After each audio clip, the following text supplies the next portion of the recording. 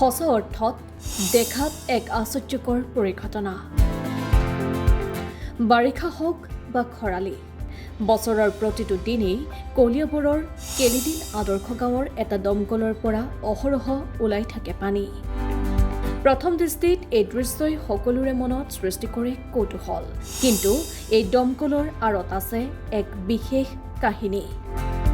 জানো আহক কি সেই কাহিনী।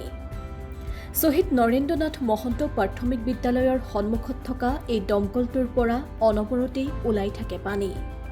বাৰিষা হওক বা খৰালি, পানীৰ এই ধাৰ যেন কেতিয়াও নুশুকায়, যাৰ বাবে এই পথেৰে যাতায়াত কৰা লোকসকলৰ মাজত দমকলটোৱে সৃষ্টি কৰে বিশেষ কৌতূহল। কিন্তু এই দমকলৰ পৰা অহৰহ পানী ওলাই থকাৰ আঁৰত কোনো অলৌকিকতা নাই। আচলতে স্থানীয় এগৰাকী চাহ খেতিয়কে চাহ বাগিচাত পানী যোগান ধৰাৰ উদ্দেশ্যে পাহাৰৰ নিজৰাৰ পৰা পাইপৰ জৰিয়তে পানী সংযোগ কৰি আনিছিল।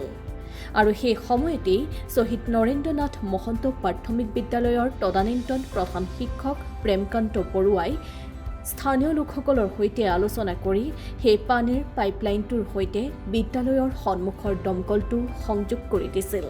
ফলত পাহাৰৰ নিজৰাৰ পৰা বৈ অহা পানী পাইপৰ জৰিয়তে আহি দমকলটোৰে ওলাই থাকিবলৈ ধৰে। দিলীপ মহন্ত তেখেতৰ নাম। তেখেতে বাগানত পানী দিবৰ কাৰণে পাহাৰৰ নিজৰাৰ পানী পাইপেদি আনিছে বাগানত।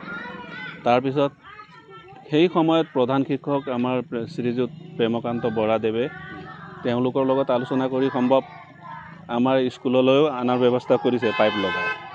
এতিয়া তাত কানেক্ট হৈ আছে পানীটো, তাত লিংকটো খুলি দিলে ইফালে পানী আহি যায়। আমাৰ ইয়াতে সুবিধা আদৰ্শ গাঁৱত পাহাৰৰ পৰা পানী আহে, চাপা পানী আহে, কোনো ইয়াত আইৰণ নাই। অহা যোৱা মানুহো খাব পাৰে, ইয়াত গা পা ধুব সুবিধা হয়। কলিয়াবৰৰ পৰা লক্ষ্যজ্যোতি বৰাৰ ৰিপৰ্ট, পিপলছ টিভি।